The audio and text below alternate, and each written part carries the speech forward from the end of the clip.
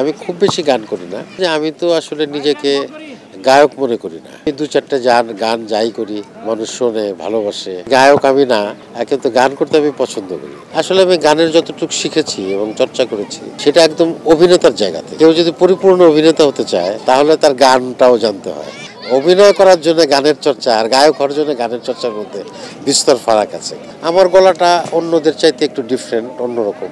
ওই বেশি গান করতে গিয়ে আমি আমার অভিনয়ের পরিচয়টাকে আমি ম্লান করতে চাইনি। আমি আসলে অভিনেতাই। একটা সময় অনেক গান করতাম, এখন করি কম। এটা বোধহয় পুরোপুরি ঠিক না, কারণ আগেও খুব অল্প অল্প করতাম, এখনও অল্প অল্পই করি। হয়তো একটা গান বারবার শোনা হয় বলে মনে হয় যে আমি অনেক গান করি। আমি খুব বেশি গান করি না, তবে গান নিয়ে আমার আসলে খুব বড় কোনো পরিকল্পনা বা কোনো উচ্চাশা সেটা আমার নাই। এটা আমি বারবারই বলেছি, এখনও বলি। সেটা হচ্ছে যে আমি তো আসলে নিজেকে গায়ক মনে করি না, আমি অভিনেতাই মনে করি।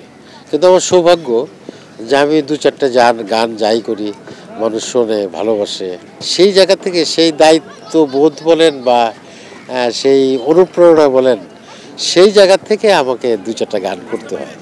আর গান করতে আমি পছন্দ করি। আমি তুই বললাম যে গায়ক আমি না, কিন্তু গান করতে আমি পছন্দ করি। তখন যদি ভালো গান হয় করি, কিন্তু এটা নিয়ে আমার কোনো পরিকল্পনা থাকে না। না, গানটা যে হঠাৎ করে গিয়েছি তা না। আসলে গানটা আমাকে দিয়ে গাওয়ানো হয়েছিল।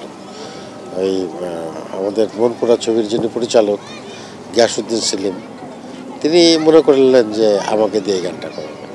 তো গানের প্রসঙ্গে একটু বলি। আমি এর আগেও বললাম যে আমি নিজেকে গায়ক মনে করি না। আসলে আমি গানের যতটুকু শিখেছি এবং চর্চা করেছি সেটা একদম অভিনেতার জায়গা থেকে।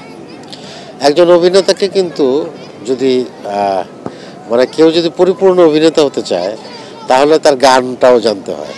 তা আমি একজন অভিনয়ের যে প্রস্তুতি, অভিনয়ের যে শিক্ষা, সেই শিক্ষাটা নিতে গিয়ে কিন্তু আমি গানের চর্চাটা করেছি, সেটা গায়ক হওয়ার জন্য না। যেমন একজন অভিনেতাকে শরীর চর্চাও করতে হয়, কিন্তু শরীর চর্চায় যে মাসেল বা সেটার জন্য যে শরীর চর্চা করা আর অভিনেতার শরীর চর্চা এক না। ঠিক ওই রকম যে অভিনয় করার জন্য গানের চর্চা আর গায়ক হওয়ার জন্য গানের চর্চার মধ্যে বিস্তর ফারাক আছে। তো সেই জায়গা থেকে করেছি। হয়তো আমার গলাটা অন্যদের চাইতে একটু ডিফারেন্ট, অন্যরকম। সেই কারণে পরিচালক মনে করেছে যে আমাকে দিয়ে গানটা করাবে। আমি সেই কারণেই গানটা করেছি। এবং ওই গানটা বাংলাদেশের সব শ্রেণী, সব বয়সের মানুষের কাছে মানুষ পছন্দ করেছে, এবং ওই গানগুলোই ওই ছবির হাইপটা তুলেছিল। ওই গানগুলোর জন্যই ছবিটা অনেকটা দর্শকের কাছে প্রথমেই দর্শকের একটা হাইপ গেছে, যার ফলে প্রচুর দর্শক এই ছবিটি দেখেছে। এটা আমাদের একটা সৌভাগ্য, এবং আমার গান শুনেছে, সেটা আমার জন্য একটা বিরাট পাওয়া, আমার জন্য অনেক বড় প্রাপ্তি। কিন্তু আমি তো বললাম যে আমি তো আসলে অভিনেতা। তো আমি গানের ভেতরে বেশি ঢুকে আমি আমার যে অভিনেতার পরিচয়, সেই অভিনেতার পরিচয়টা আমি হারাতে চাই না। এবং এই অভিনেতার পরিচয়টা হারাতে চাই না বলেই আমি গান থেকে একটু একটু সরে এসেছি। যেমন মনে করেন, আমি যদি একটা উদাহরণ দিই, অনেক বড় মানুষের একটা উদাহরণ দিই, যে আমাদের উপমহাদেশের একজন প্রখ্যাত শিল্পী কিশোর কুমার, উনি তো অভিনেতা ছিলেন। তো উনি অভিনেতা ছিলেন, উনি যখন গানে অনেক বেশি পপুলার হয়ে গেলেন তখন কিন্তু উনি আর অভিনয় করেন নাই। উনি গায়ক হিসেবেই সারা ভারতবর্ষে, শুধু ভারত নয়, বাংলাদেশ সহ আশেপাশের সব দেশে উনি কিন্তু গায়ক হিসেবেই পরিচিত।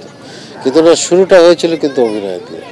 কিন্তু আমি ওই বেশি গান করতে গিয়ে আমি আমার অভিনয়ের পরিচয়টাকে আমি ম্লান করতে চাইনি। আমি আসলে অভিনেতাই, এইটাই আমার প্যাশন, এবং এটাকে আমি পেশা হিসেবে নিতে চেয়েছি। সেই কারণেই গানটা কম করি, বা গানকে যে আমি একেবারে খুব অবহেলা করছি বিষয়টা একেবারেই সেরকম নয়।